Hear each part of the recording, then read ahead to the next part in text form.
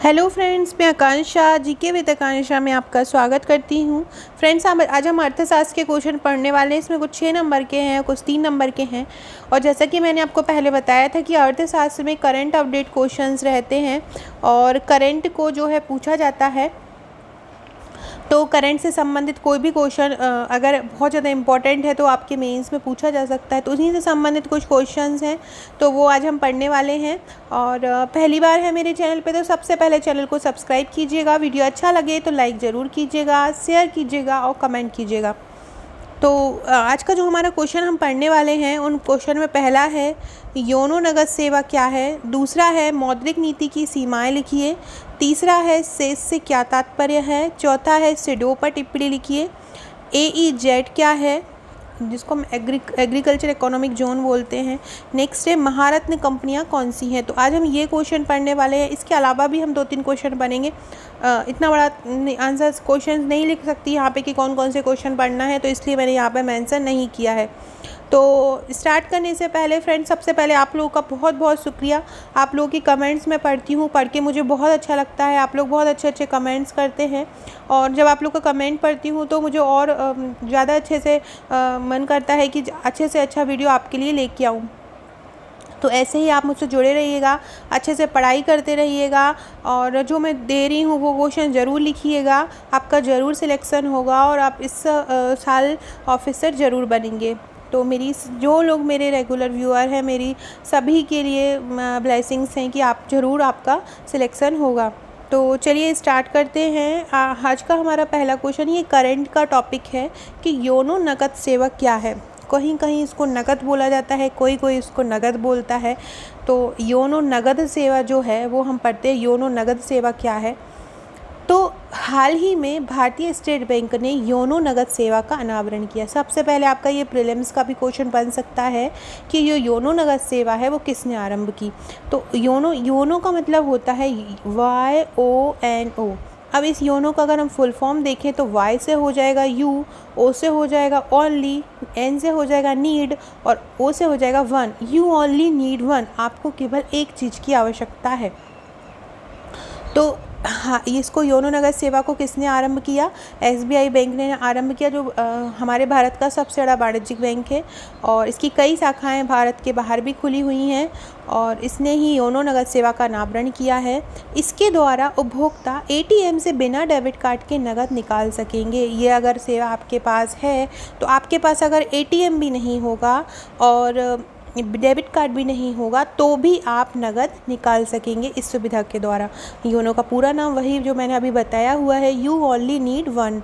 यह एक कार्ड रहित नगद निकासी सेवा है, मतलब बिना कार्ड के ही आप नगद निकाल सकते हैं। तो भारतीय स्टेट बैंक ने योनो नगद सेवा का अनावरण किया।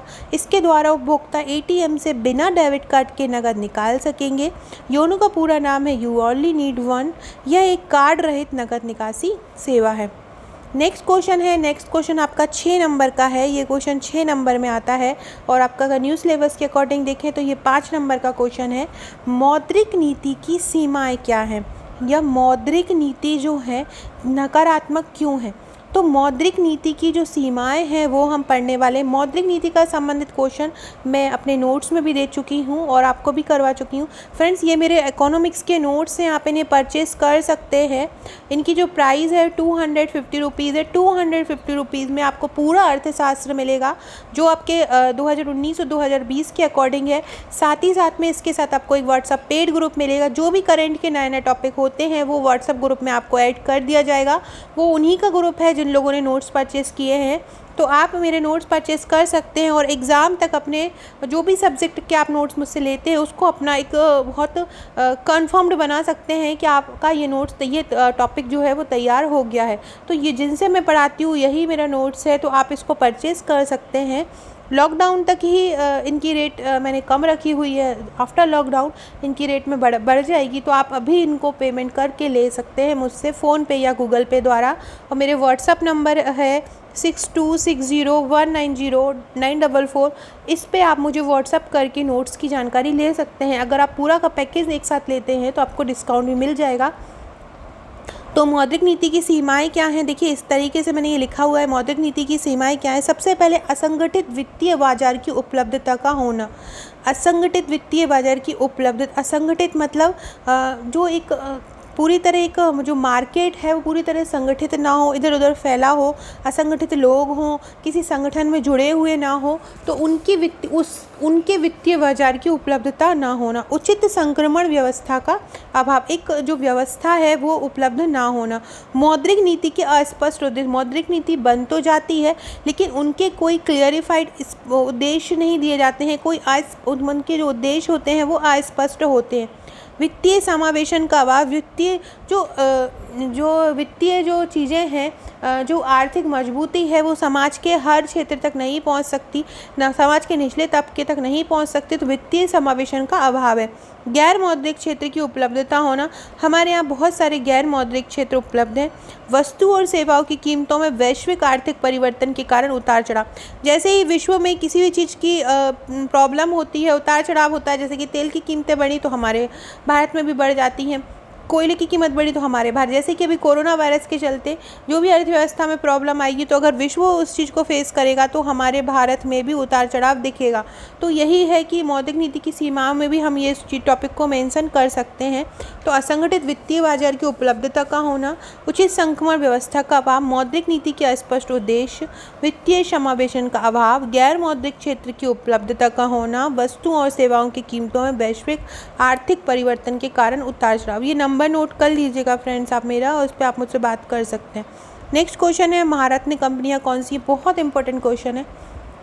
देखिए जो मध्य प्रदेश का जो विभाग है, मध्य प्रदेश का लोक उद्यम विभाग जो कि बोलते हैं भारत सरकार का, इसमें क्या है, केंद्रीय सार्वजनिक क्षेत्र के उद्यमों को 3 भागों में बांटा गया है। मध्य प्रदेश भारत का सरकार का जो लोक उद्यम विभाग है उसमें क्या है कि 3 क्षेत्रों में बांटा गया है। जो केंद्रीय सार्वजनिक क्षेत्र हैं उनको, जिनमें जो कंपनियां हैं उन्हें 3 भाग हैं। जैसे सबसे पहले है महारत्न कंपनी, दूसरी नवरत्न कंपनी और तीसरी मिनी रत्न कंपनी। तो इनके टर्नओवर के अनुसार इनको अलग अलग भागों में बांटा गया है। तो भारत की महारत्न कंपनियां कौन कौन सी हैं हम देख लेते हैं। भारत स्थायी इस्पात प्राधिकरण, तेल एवं प्राकृतिक गैस अधिनियम ONGC, भारतीय तेल निगम, भारत पेट्रोलियम कॉर्पोरेशन लिमिटेड जिसको BPLC बोलते हैं, राष्ट्रीय ताप विद्युत निगम इसको NTPC बोला जाता है, आपने सुना होगा, coal India limited CIL, Bharat heavy electronics limited, ये अपने भोपाल में है, जिसको गेल बोला जाता है, गैस अथॉरिटी ऑफ इंडिया गेल जिसकी एक शाखा हमारे मध्य प्रदेश के गुना में भी है। तो ये इस प्रकार की महारत्न कंपनियां हैं। इनकी टोटल संख्या 10 बताई जा रही है, जिनमें से ये कुल 7 महारत्न कंपनियां हैं। नेक्स्ट है सेस से क्या तात्पर्य है? सेस से आप क्या समझते हैं? तो सेस से स्पेशल इकोनॉमिक जोन इसको हम बोलते हैं, विशिष्ट आर्थिक क्षेत्र इसको हिंदी में बोला जाता है। तो एक ऐसा उत्पादक क्षेत्र जहां उत्पादकों को विश्व में उपलब्ध बेहतर सेवाएं प्रदान की जाती हैं। सेस से क्या तात्पर्य है? ऐसा उत्पादक क्षेत्र होता है जहां जो उत्पादक होता है उसको विश्व में उपलब्ध बेहतर सेवाएं उपलब्ध कराई जाती हैं, बेहतर सेवाएं प्रदान की जाती हैं तथा कई सरकारी सहायता भी प्रदान। जो विशिष्ट क्षेत्र चुने जाते हैं, ऐसे क्षेत्र जो स्पेशल होते हैं, विशिष्ट क्षेत्र चुने जाते हैं, वहाँ पे क्या होता है, जो उत्पादक होता है उसको बेहतर सुविधाएं भी दी जाती है और उसको सरकारी सहायता भी दी जाती है। नेक्स्ट है सिडो पर टिप्पणी लिखो। सिडो की स्थापना 1995 में हुई थी। कब हुई थी? 1995 में हुई थी। इसकी जो स्थापना हुई थी वो लघु उद्योगों के विकास के लिए काम करने के लिए हुई थी। तो आप इसको ये लिख सकते हो, देखो ये स्मॉल इंडस्ट्री डेवलपमेंट कॉरपोरेशन इसका फुल फॉर्म होता है। तो इस प्रकार से आप इसको बोल सकते हैं, लघु उद्योगों के विकास के लिए काम करने वाली सर्वोच्च संस्था स्मॉल इंडस्ट्री डेवलपमेंट कॉरपोरेशन, मतलब लघु उद्योगों के विकास के लिए काम करने वाली सर्वोच्च संस्था है सिडो। लघु उद्योगों के विकास के लिए ये वित्तीय सहायता देती है। 3 नंबर का ये क्वेश्चन आया तो आप इस प्रकार से लिखिएगा। स्थापना 1995 में हुई। लघु उद्योगों के विकास के लिए काम करने वाली सर्वोच्च संस्था है। स्थापना 1995 में लघु उद्योगों के विकास के लिए वित्तीय सहायता देती है।